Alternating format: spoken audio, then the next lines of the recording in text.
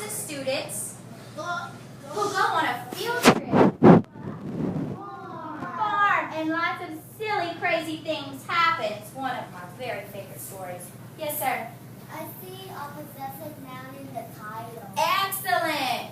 Jimmy's boa. Whose boa? Jimmy. Excellent. There's going to be a lot of interesting things happening in this story, and I can't wait to read it next week. We know that this setting is going to be on a farm. Absolutely. Let's get started. I can describe the structure of a story. We talk about how the beginning has two things. What does it introduce? Character. And the Setting. excellent. The characters in the setting is what's introduced in the beginning. We have to know who's going to be in the story and where the story is going to take place. Right? We need to know that. The end of the story pulls the story to a close. And we often find the solution at the end of the story. Great job, Tydra. The characters. We are going to describe a character's feelings. That's how they feel. Based on information that we find In the story. we have to find it in the story. We can't just make it up. It's better from the story. Oh, yeah. And we're going to talk about relationships between cause and effect. Absolutely. And we also talked about point of view. There are certain keywords that tell us who is talking in the story. Excellent. Let's work with some rapid naming. It's your favorite part, I know. Eyes. Yours. There we go. Home. Hang on.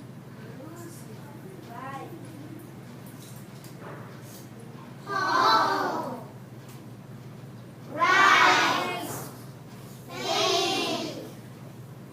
Head. River. Ball.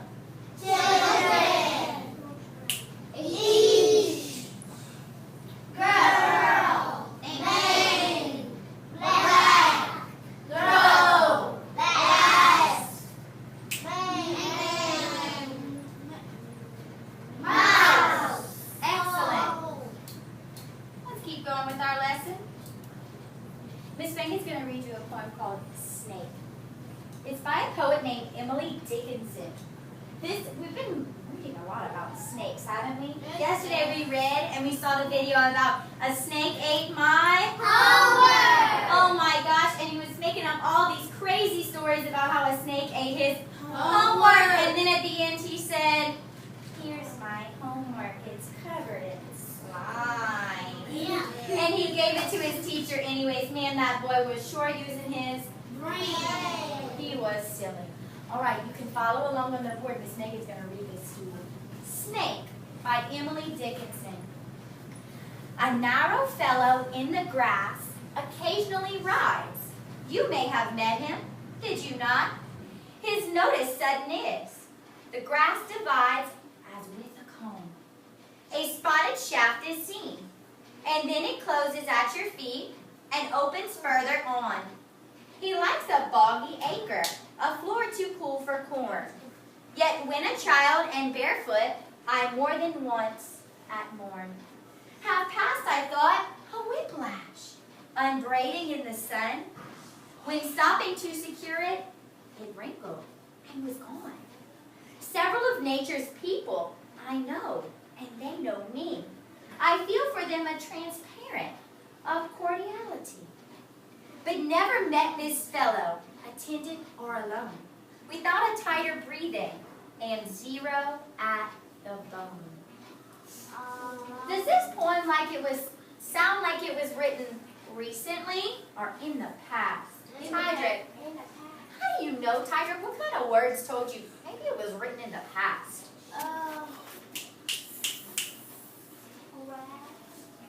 Grass tells you it was written in the past. We don't have grass right now. I have grass. I see it outside the window right now. Kimura.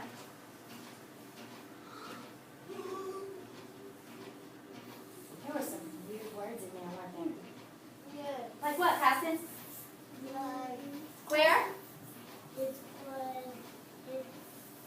like unsaid. Right here?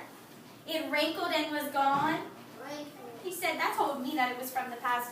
There were lots of key words in this poem that tells you it was written a long time ago, but we know it's written about a snake. And snakes are something we are going to talk about because in our title, Jimmy's boa ate the wash.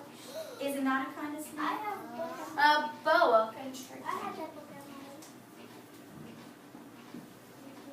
You have something to add, Jared? I need you over here. At my house, I have the rainforest book, Mm-hmm. but in there's one page with a snake. Maybe we can read that. Maybe so, because it would definitely have to do with what we are doing. Miss Megan's going to read you this story. It's called Saving the Worms. Saving the Worms. It's called Saving the Worms. We're reading about a lot of slithery, slimy things. It's gross. All right, eyes on the board. One day, Mike and his friend Jack were thinking about going fishing at the lake. Mike was excited and said to Jack, "We are going to need to dig some worms to put on our fishing poles." "Why can't we use the worms that are not real?" asked Jack. "Real worms work better to get the fish to go on your fishing pole," said Mike. All night, Jack was not too happy about digging up worms in his backyard. You see, Jack loved the worms and had loved to watch them inch their way across his yard. He even used worms to scare his little sister, Becky.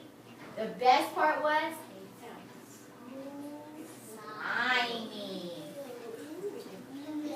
Jack was afraid to tell Mike that he really loved worms and that he didn't want to dig them up and put them on that fishing pole. Why would he want to put worms on a fishing pole? Amarian, what happens to those worms? They are good. But what happens once you put those worms on that fishing hook? The fish come and eat The fish eat the worms, and that's how they get on the hook, so those worms are going to die. And Jack loves worms. Do you think he wants to see them die? No. Let's keep reading. He felt sorry for the worms and wanted them to live as long as they could. Jack thought to himself, would Mike make fun of me for not using the live worms for fishing? Jack's dad had some fake worms in the garage, and Jack went inside to ask him if he could use them. "Sure," said Dad. "Help yourself." Okay, a prediction right here. Caitlin. I predict that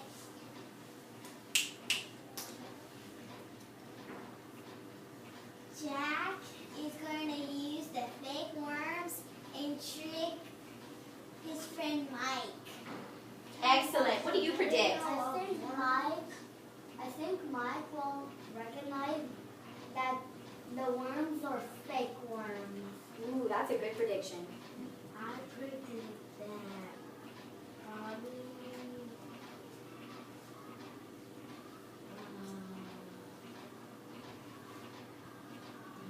You don't know you forgot? All right, we had some good predictions. Let's find out what happens. The next day, Mike came over early to Jack's house, ready to go fishing. "Did you dig the worms?" asked Mike. Jack said, "No, but I have fake worms for us to use." "Fake worms?" cried Mike. "We won't catch any fish with those fake worms." "Why didn't you dig them up?" asked Mike. But Jack decided to tell Mike the truth. "I don't want to see them eaten up by the fish. I want them to live."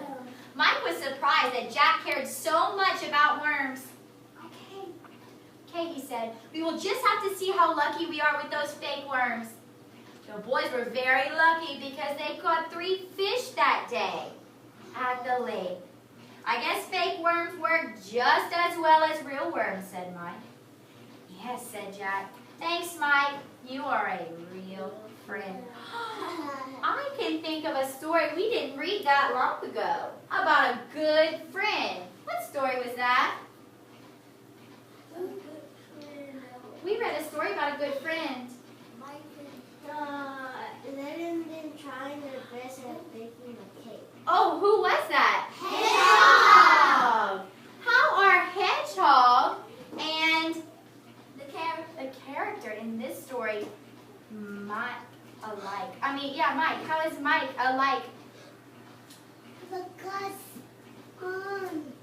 he told Jack the truth. No, Jack told Mike the truth. Let's think. Think on it. Caitlin.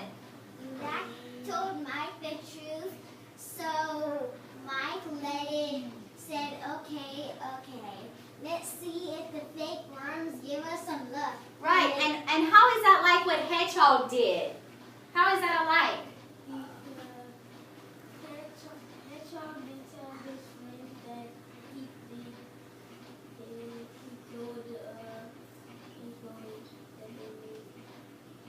So Hedgehog was a really good friend because he didn't hurt his friend's feelings, right? And this friend right here, he didn't hurt his friend's feelings either, right? He said, okay, we can try with the fake worms.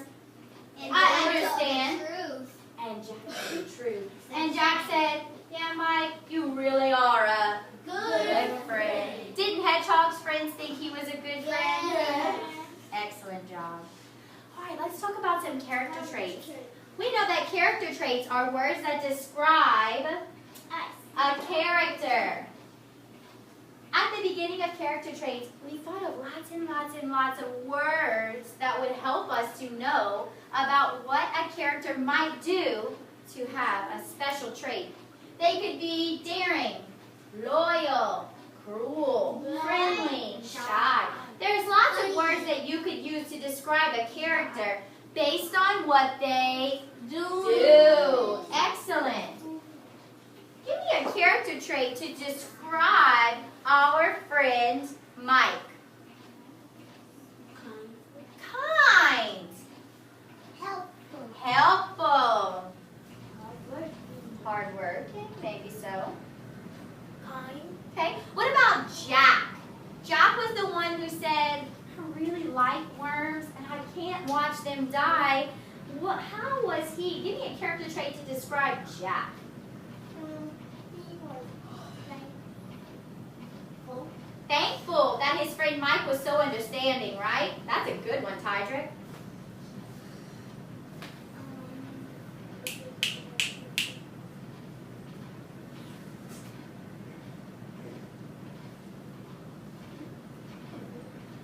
I'm going to come back to you. Okay.